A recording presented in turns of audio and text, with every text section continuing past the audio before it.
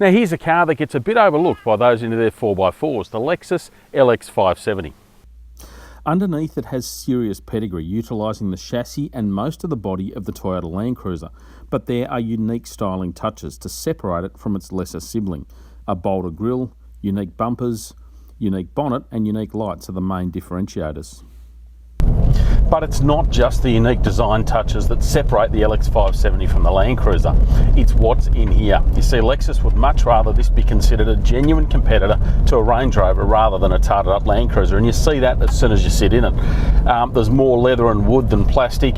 It's an absolutely unique dashboard to the LX, so it's a very, very different design to what you get in the LandCruiser. Huge colour screen on the top and plenty of gear. You've got things like obviously leather throughout, head-up display so you can see more easily what speed and which direction and so on you're going. Radar cruise control and a bunch of active safety features, including blind spot warning, which in a thing this size is pretty handy. As well as the big screen up front, you've got another couple in the back to keep everyone happy, and there's also a pumping 19-speaker Mark Levinson sound system. It's lavish then, and lavishly priced. For this one you're looking at 140 grand. And on first blush you might look at it and say, well, wow, 20 something grand more than a top whack LandCruiser Sahara. But compare it to the Range Rover, the big Range Rover, and you're saving 50 grand plus. And the Lexus has the advantage of 8 seats, with that last row of seats folding electrically against the side of the car. But there's one thing this car is desperately missing, and it's been the case ever since the LX arrived in 1998, and that's a diesel engine.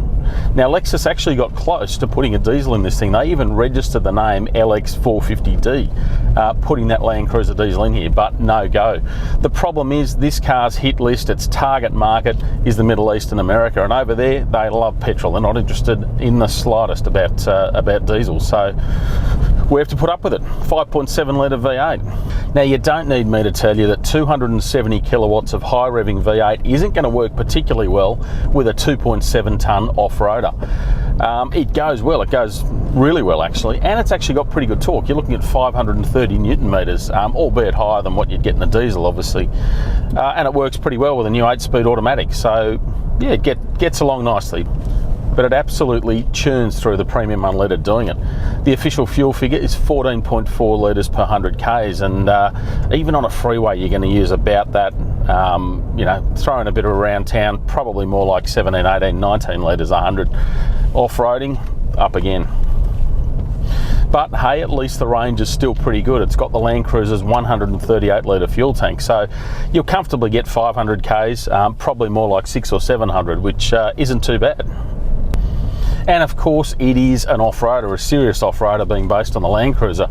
Although it's easy to imagine a lot of people who buy this car not even getting near the bush, which is a shame because it is absolutely kitted out for it. It gets all the good gear for getting down and dirty, so obviously low range gearing, which we'll pluck now,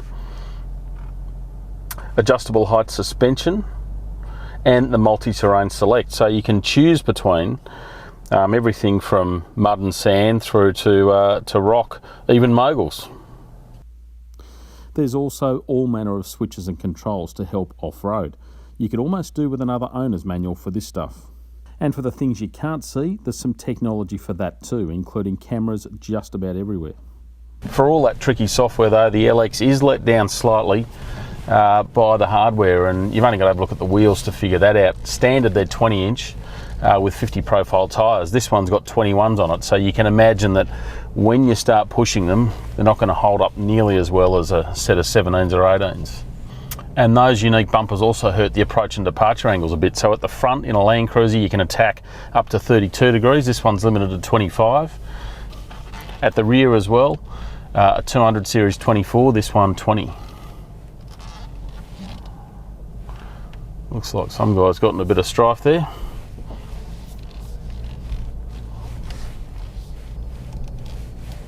But there is a catch with those figures. That's for when the car is at its normal ride height. Raise the air suspension and those angles improve substantially to the point where it'll basically go where a LandCruiser will. It's still more than reasonable though, and this car is hugely capable.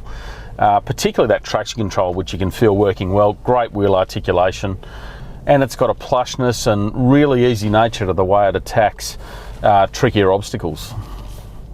But a LandCruiser has plenty of that, and it's not just great off-road, it is seriously awesome off-road. And if I'm going to buy something this big and this capable, I want to go bush. That's what they're about. So yeah, it may not quite be at LandCruiser levels, but geez, it's not far off. I'd reckon the biggest limiting factor would be those tyres.